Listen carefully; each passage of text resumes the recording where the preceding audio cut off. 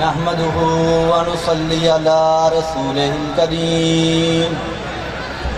أما بعد فأعوذ بالله من الشيطان الرجيم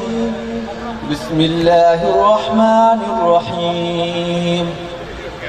وأعدوا لهم ما استطعتم من قوة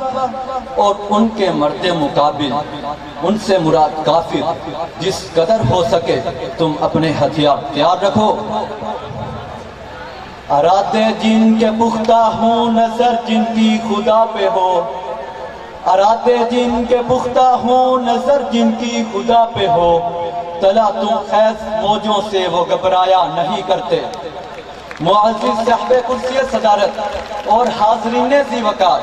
میری آج کی معروضات گزارشات ہے کہ 6 ستمبر ایک تاریخ ساز دن ہے 6 ستمبر 1965 یہ دن وطن عزیز کے باسی کبھی فراموش نہیں کر سکتے جب ہمارے عزی مکار دشمن بھارت نے رات کے اندھیروں میں بزدلوں کی طرح ہمارے پیارے وطن پر حملہ کر دیا تھا دشمن یہ سمجھتا تھا کہ وہ بڑی آسانی سے ہماری پاک سرزمین پر قبضہ کر لے گا لیکن وہ یہ نہیں جانتا تھا کہ اس کا پالا کس قوم سے پڑا ہے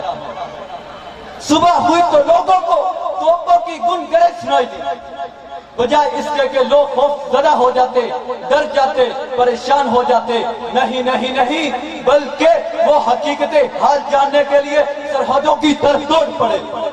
جب انہیں پتہ چلا حملے کا عوام لاٹھیاں ڈنڈے لے کر لڑنے مرنے پر تیار ہو گئی پوری قوم یک سمت یک جہد یک جاں ہو کر ہندو دنیا کو سبق سکھانے پر تیار ہو گئی اس موقع پر صدر مملکت جناب محمد ایوب خان کی گرجدار آواز شیر کی داڑھ بن کے ریڈیو پاکستان پر آ گئی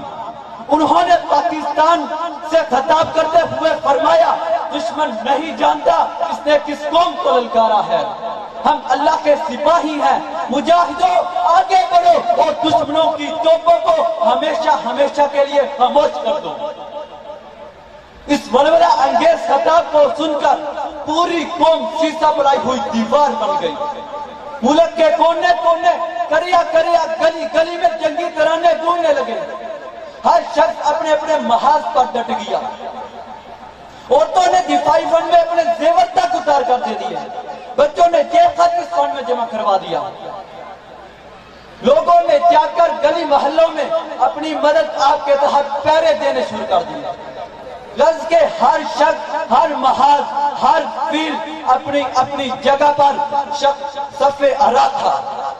اے دشمن دین تو نے کس قوم کو للکارا لے ہم بھی ہے صف ارا افواج پاکستان نے بیداری کی ایک نئی تاریخ رقم کر دی اللہ کے شیروں نے زمین آسمان سمندر ہر جگہ دشمنوں کی لاشوں کے ڈھیر لگا دیا ارباب بصیرت یہ بزم ہستی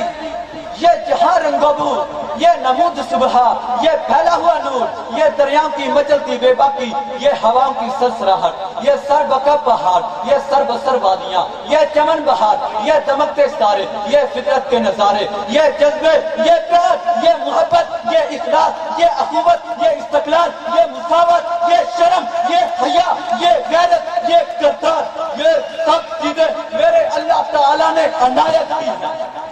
دشمن سمجھتا تھا کہ یہ قوم میری محتاج ہے انہوں نے پاکستان پر حملہ کر دیا دشمن یہ سمجھتا تھا کہ یہ قوم میری محتاج ہے آج اسی لیے اپنی شکست کے زخم چاٹ رہی ہے اس وطن کے پھولوں مجھے پوری امید ہے آپ اپنے علم کو رواں رکھتے ہوئے اس ملک پاکستان کو ترقی یافتہ بنائیں گے تو پھر میں کیوں نہ اس عزم کے ساتھ اجازت چاہوں تیرے شہر تیرے گاؤں تیری گلیوں کی قسم تیرے شہر تیرے گاؤں تیری گلیوں کی قسم رون کے تیری نہ کسی کو مٹانے دوں گا